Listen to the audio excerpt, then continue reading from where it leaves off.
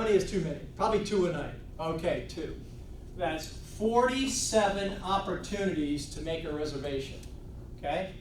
Now, because we don't know our conversion rate, A shift, B shift, C shift, give me your best number.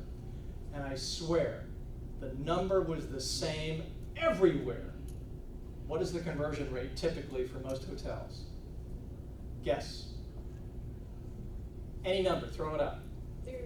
30% is spot on. So at Holiday Inns, it's 30%. Marriott and Hilton making the same mistakes that the Holiday Inn is making. What was their conversion rate?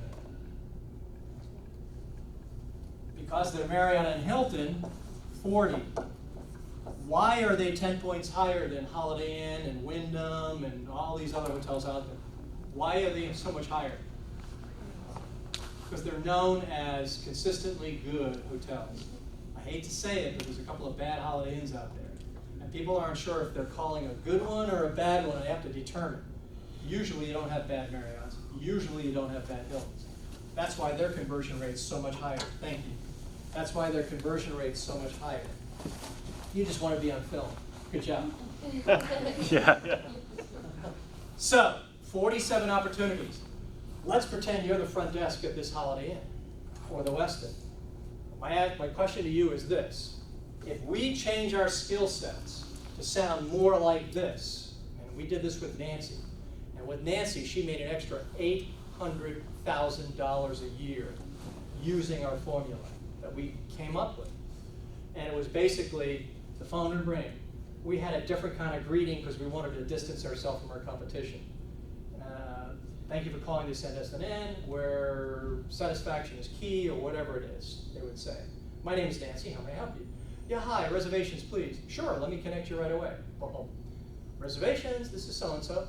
Hi, listen, are you guys on the beach? Well, let me ask you a question before I answer it. Have you been to this beach before? And whether the person said yes or no, our answer was the same. Well, you have, so you know that the beach is noisy all day long, which is fine. But sometimes the problem is the beach is real noisy at night. So maybe what you'd rather do is, you told me you have 2 kids, maybe what you would rather do is stay at our hotel. We're half a mile from the beach, overlooking the bay. And you can bicycle on down to the beach. We're going to provide the bicycles. We're going to provide a picnic lunch, part of your room rate, and picnic and have a great day on the beach. Bicycle on back, have a cocktail, have fun, sitting on your veranda. Most hotels have a patio that's relatively very small. This one had one that was like 12 feet by 14 feet. So we called them verandas. Sometimes when you do those little tweaks, all those little things keep adding up.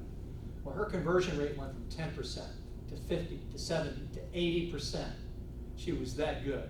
And she was so committed and focused on capturing as many reservations as she could.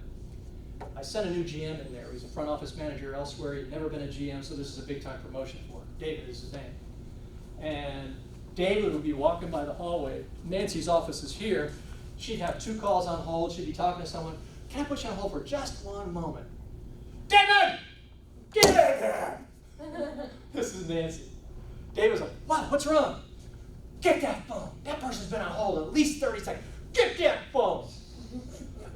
David comes to me later. He goes, Don, you got to tell Nancy to stop talking to me like that. I said, David, let me ask you something. Is anyone else that works in this building worth $800,000? No. Well, if they are, and they do, they can talk to you any way they want to. Sorry, dude. With Nancy, it was cultural. You could tell her, oh, you got to be nice. She thought she was nice, right? That was just Nancy. But Nancy was absolutely passionate about making conversions. Why? Because I paid her $3 for every reservation she made. And David would pay it every single day. And I made sure he went to the bank and paid singles. So it looked like a bigger stack, right? People must have been wondering where she was, right? So that was the day a program was born. I said to myself, I wonder if this program has legs. I wonder if other hotels would have a need. And my assumption was 2 years. I had a 2-year lifespan of this program, and everyone's going to copy it, everyone's going to have it, and I gotta go find something else. To this day, that was in 1989, 1990. To this day, we're still teaching that stuff, okay? Back then, it was 80% of what we taught. Today, it's like 80% of what we teach, okay?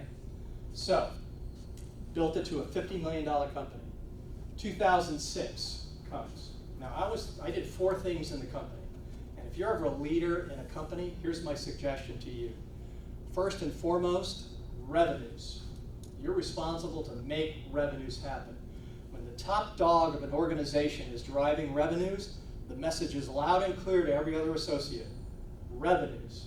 Everybody is part of the revenue generation. How do we make more money? How do we take better care of people so we can make more money? Number 2, almost as equally important, obviously, is the culture of the business. You have a culture that people want to work at, that really love working there, that really helps them. We're about the employee. We really want them to be successful, regardless of what they want to be. I want to be a fireman. Okay, we're going to help you be a fireman. Okay, whatever was important to you was important to us. My third thing that I was responsible for was making sure I made it rain. That's another way of saying you got to go out and find big deals. $1 million, $2 million deals, that's your job. Go find the big deals, make it rain. And then lastly, the leadership in the company. I wanted to make sure the leaders were real leaders and not just managers. There's a big difference. So I was focused on 4 things. One of those focuses, of course, is staying tuned into the marketplace.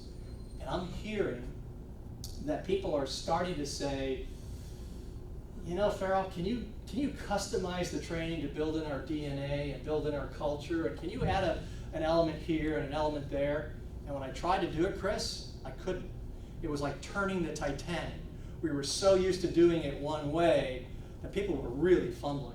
Like, do what? Customize? What does that mean? Kind of stuff. That's the way the world was headed. That combined with a couple of other events taught me, or told me, that it was time to sell that company. So in 2006, I went to my partner who ran the day-to-day operation. I said, Steve, I want to sell you the company. It took us a year to figure out how to do it, so it was equitable to him and me, okay? So the weirdest feeling in the world, Chris, is you birthed a company in the spare bedroom of your home. You built it into the largest training company in the world. You sell it, and the day after, they're your number 1 competitor. Weird feeling, okay? The thing you built, the thing you love, is now your competition, and you got to sell against them and do better than they, okay? So the second company is FreshRevenues. That's today's company. And what we're all about is, as you can tell from the name, driving revenues, which will drive profits. Building the culture in so that we're much more sales and service culture and focused, okay? A more caring culture. I spoke to a group this morning for 3 hours called Vistage. It's a group of CEOs in major cities that meet once a month, and you talk about challenges you're having in your business, and it's closed door. And we all offer advice, and there's a lot of different disciplines there.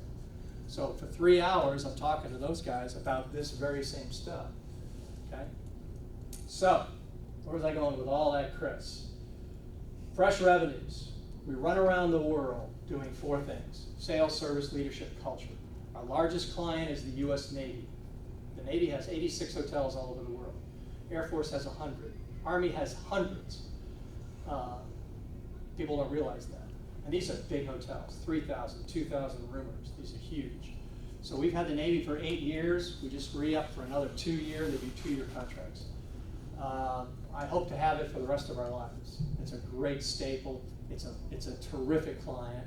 And you feel good about working with the Navy. You really do. Okay? So, in my life, just so you know, someday you're going to get here too. Here's my life. Here's what my life used to be a year and a half ago. FreshRevenues. That was my focus, number 1. Number 2, I went to the gym 4 and 5 days a week. I was addicted. It's good for me. So gym. 3, I was dating. So let's call that a social life. Okay? Something else. Church. Went to Catholic church, nobody knew who I was. After communion, I'd leave, I wouldn't even listen to the announcements. Life was good. And then the priest came to me one day and said, can you run the business side of the church? hard can that be? How much business can a church have? Let me tell you something. They have a ton. Now my life is fresh revenues, church. All that other stuff went away. But I'm happy. I like it like that. We're also working, how much time do I have? 5:15, What time is it now? 5 after. Okay, 10 minutes. And I need 2 minutes at the end. Okay, cool. I have 8 minutes. We're working on a product, a travel product, where you're traveling to Indianapolis on business or even leisure. You would go into our website called Meet Me, and you would see what hotels are available where you wanted to be. Let's say it's downtown Indianapolis. Hilton, Marriott, Radisson, all these, Holiday Inn, all these hotels. What is your passion? Who has a passion? You collect things, you really love doing things. What would that be? Anybody have one? Go. Painting, excellent. So you would have an opportunity to go onto our website for free, check which hotels had more painters than others. Marriott has 30, Hilton has 14, Holiday Inn has 10.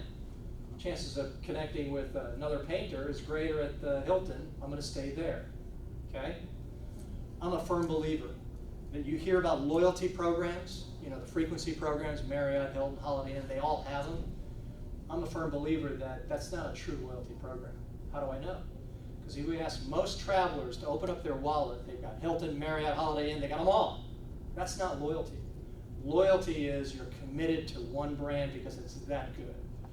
Our product is going to drive true loyalty, okay? We did some survey work with a company called